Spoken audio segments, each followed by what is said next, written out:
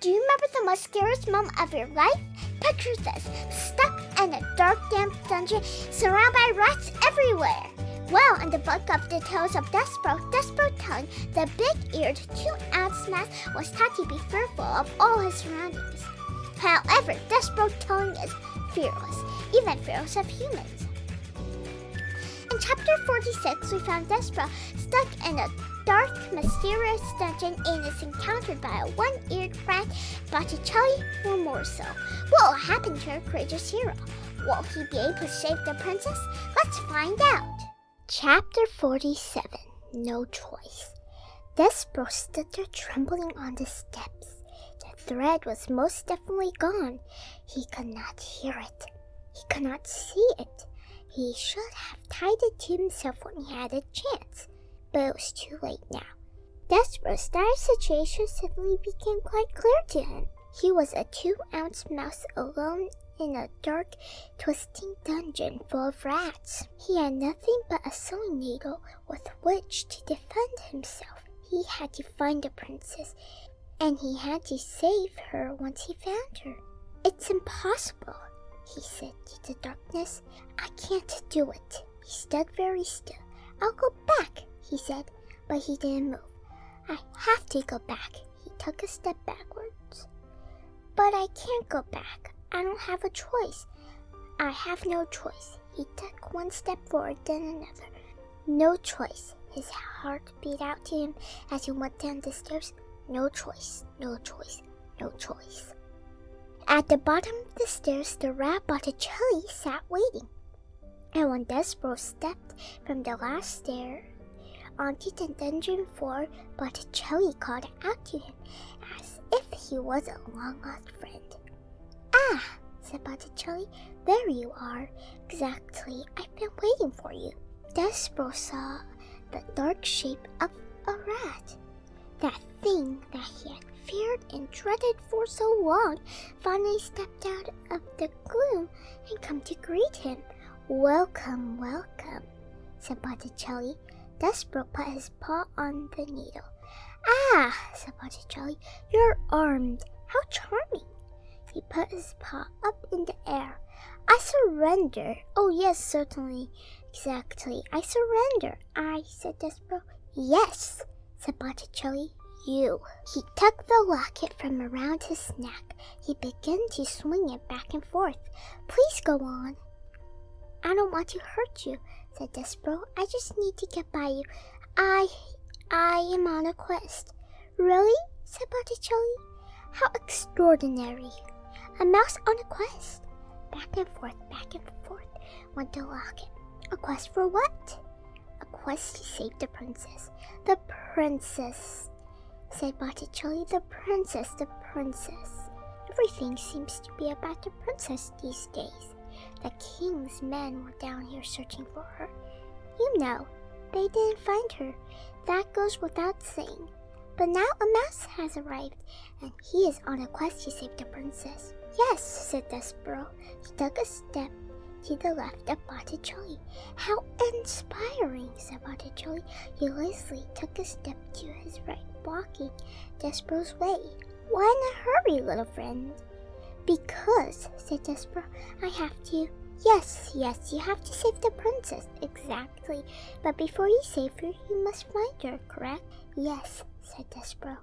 "What if," said Botticelli, "what if I told you that I know exactly where the princess is? What if I told you that I could take you right directly to her?" Said Despereaux. His voice shook. His paw on the needle trembled. "Why would you do that?" "Why would I do that? Why would I help you? Why, to be at service, to do my part for humanity, to aid in the saving of a princess." "But you are a rat," supplied Botticelli. "Yes, I am a rat, and I see by your trembling that the greatly exaggerated rumors of our evil nature had reached your oversized ears." "Yes," said Despereaux. "If," said Botticelli, swinging the locket back and forth, "if you allow me to be assistance, you will be doing me a tremendous favor. Not only can I do a good deed for you and for the princess, but my actions will help dispel this terrible myth of evil that seems to surround rats everywhere. Will you let me assist you? Will you let me assist myself and my kind? Reader, was it a trick? Of course it was. Botticelli did not want to be of service. Far from it. You know what Botticelli wanted. He wanted others to suffer. Specifically, he wanted the small mouse to suffer. How best to do that? Why, take him right directly to what he wanted, the princess. Let him see what his heart desired. And then, and only then, faced with what he loved, would Despereaux die. And at the end of it all, how tasty the mouse would be, seasoned with hope and tears, and flour and oiled and thwarted love. My name, little friend, is Botticelli Remorso, and you may trust me. You must trust me. Will you tell me your name? Despereaux. Despereaux-Tilling. Despereaux-Tilling, take your paw from your weapon. Come with me. Despereaux stared at him. Come, come, said Botticelli. Let go of your needle. Take hold of my tail. I will lead you to your princess, I promise. What, reader, in your experience, is the promise of a rat worth? That's right. You're a zip, not a goose egg. But I must ask you this question too. What else was there for Despereaux to hold on to? You're right. Again, nothing. And so, the mouse reached out. He took hold of the rat's tail.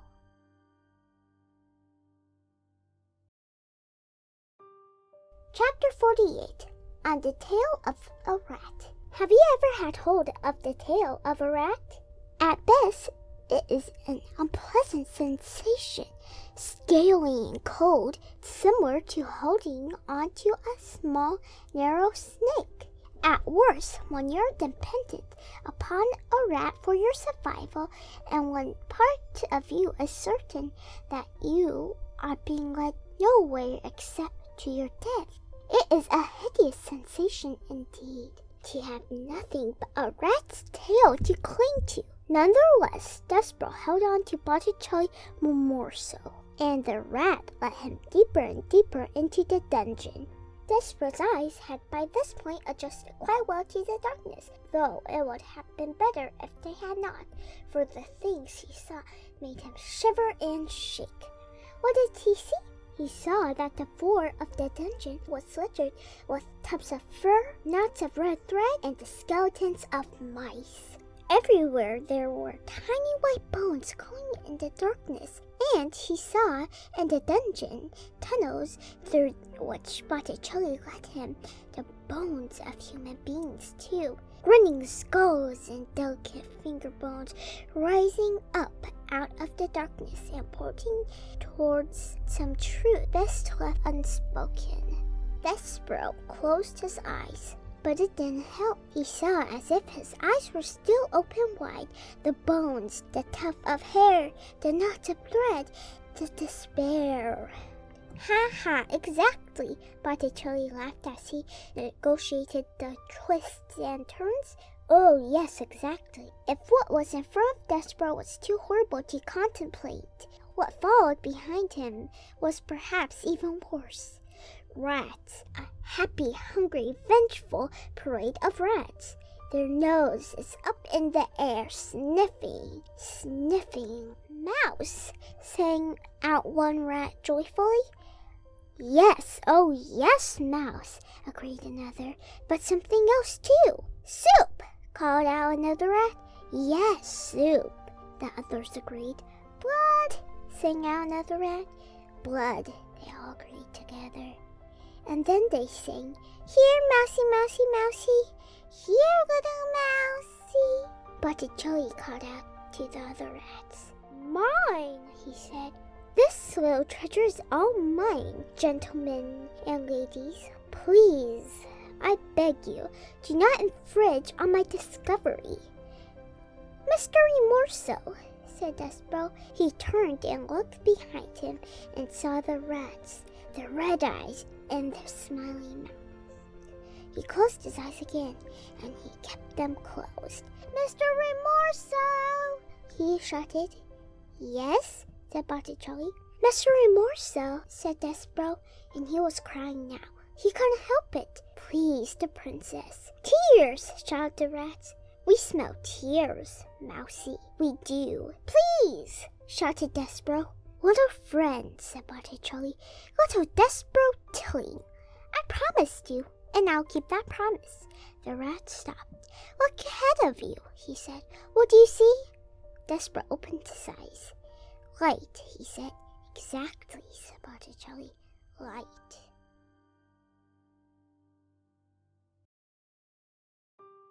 Chapter 49. What do you want, Maigre-Sow?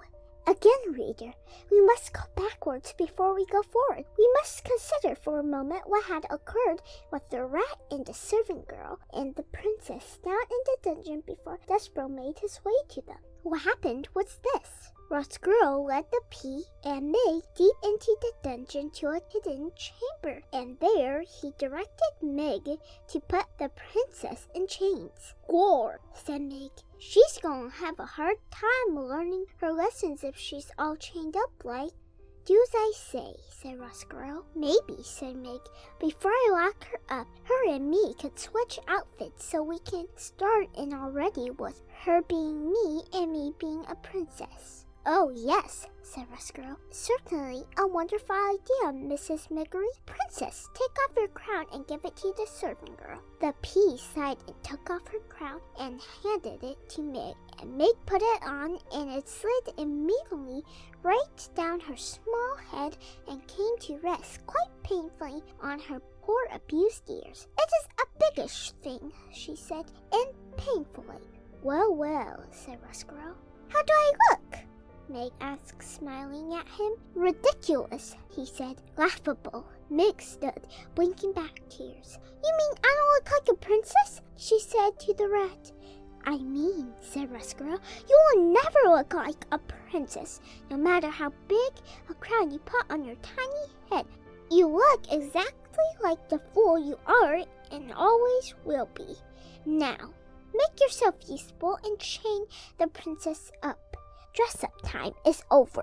Meg sniffed and wiped her eyes and then bent to look at the pile of chains and locks on the floor. "And now, princess," he said, "I'm afraid that the time for your trip has arrived. I will now tell you what your future holds.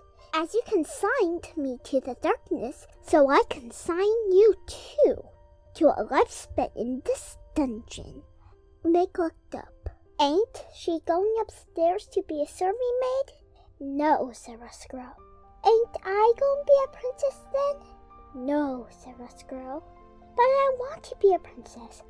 "No one," said Roscrew, "cares what you want."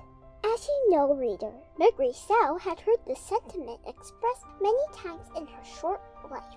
But now, in the dungeon, it hit her full force. The rat was right. No one cared what she wanted. No one had ever cared. And perhaps, worst of all, no one ever would care. "I want!" cried Meg. "Shh," said the princess. "Shut up," said the rat. "I want," sobbed Meg. "I want. I want." "What do you want, Meg?" the princess said softly.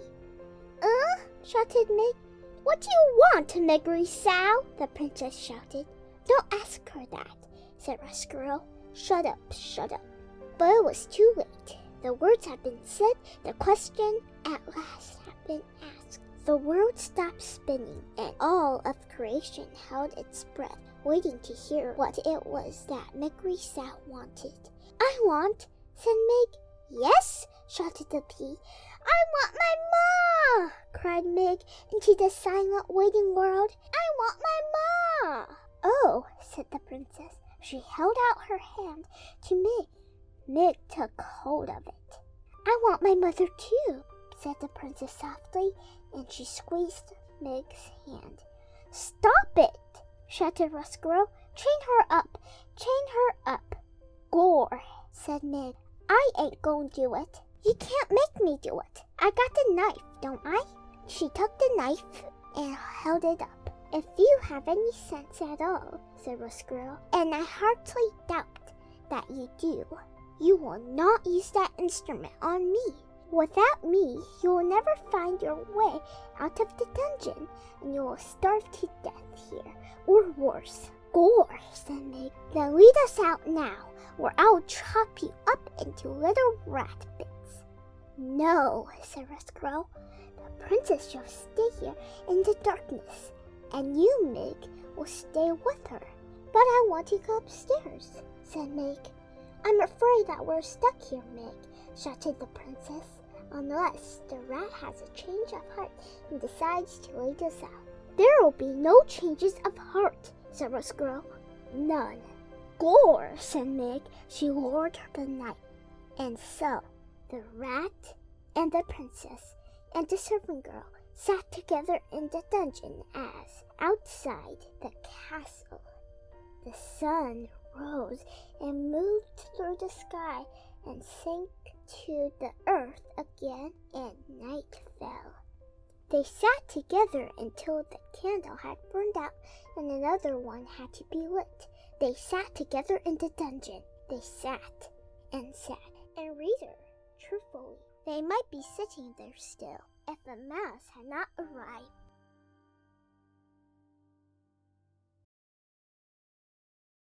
Chapter 50. In which the princess says his name. Princess! Despereaux shouted. Princess, I've come to save you. Princess P heard her name. She looked up. Despereaux, she whispered, and then she shouted it. Despereaux!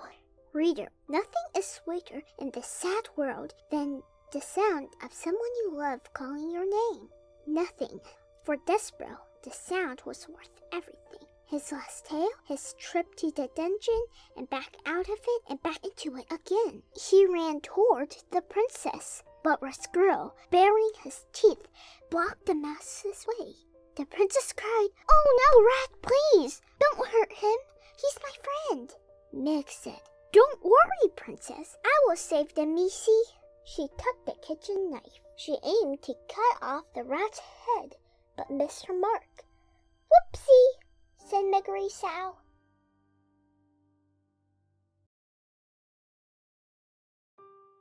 Chapter 51. What is that smell? Ow! Screamed our squirrel. He turned to look at where his tail had been. As he did, Despereaux drew his needle and placed the sharp tip of it right where the rat's heart should be. Don't move, said Despereaux. I will kill you. Ha ha ha! Botticelli laughed from the sidelines.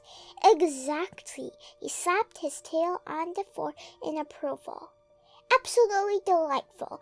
A mouse is going to kill a rat. Oh, all of this is much better than anticipated. I love it when mice come to the dungeon. Let me see, said the other rats, pushing and shoving. Stand back, Botticelli told them, still laughing. Let the mouse do his work. Despereaux held the trembling needle against the squirrel's heart. The mouse knew that as a knight, it was his duty to protect the princess. But would killing the rat really make the darkness go away? Despereaux bowed his head ever so slightly, and as he did so, his whiskers brushed against the rat's nose. The squirrel sniffed. What is that smell? He asked. Mousy blood, shouted one rat. Blood and bones, said another. You're smelling tears, said Botticelli. Tears and thwarted love. Exactly, said the squirrel, and yet there's something else. He sniffed again, and the smell of soup crashed through his soul like a great wave, bringing it with the memory of light, the chandelier, the music, the laughter, everything. All the things that were not, or never, could never be available to him as a rat. Soup, moaned the squirrel, and he began to cry. Boo! Shouted Botticelli. Sss, hissed the other rats. Kill me, said the squirrel. He fell down before Despereaux. It'll never work. All I wanted was some light. That's why I brought the princess here. Really, just for some beauty, some light of my own. Please, shouted Botticelli. Do kill him. He is a miserable excuse for a rat. No, Despereaux, said the princess. Don't kill him. Despereaux lowered his needle. He turned and looked at the pea. Boo! shouted Botticelli again. Kill him! Kill him! All this goodness is making me sick. I've lost my appetite. Gore! shouted Meg, waving her knife. I'll kill him. No, wait, said the princess. Roscuro, she said to the rat. What? He said. Tears were falling down his eyes and creeping down his whiskers and dripping onto the dungeon floor. And then the princess took a deep breath and put her hand on her heart. I think, reader, that she was feeling the same thing that Despereaux had felt when he faced his father begging him for forgiveness. That is, P was aware suddenly how fragile her heart was and how much darkness was inside it, fighting always with the light. She did not like the rat. She will never like the rat, but she knew what she must do to save her own heart. And so, here are the words that the princess spoke to her enemy. She said, Roscuro, would you like some soup? The rat sniffed. Don't torment me, he said. I promise you, said the princess, that if you lead us out of here, I'll get cook to make you some soup, and you can eat it in banquet hall. Speaking of eating, shouted one of the rats, give us the mousie. Yes, shouted another, hand over the mouse. Who'd want him now? Said Botticelli. The flavor of him would be ruined. All that forgiveness and goodness, black. I, for one, am leaving. Soup and a banquet hall? Roscuro asked the princess. Yes, said the pea. Really? Truly, I promise. Gore, shouted Meg. Soup is illegal. But soup is good, said Despereaux. Yes, said the pea. Isn't it? The princess bent down before the mouse. You are my knight, she said to him with a shining needle, and I'm so glad that you found me. Let's go upstairs. Let's eat some soup. And reader, they did.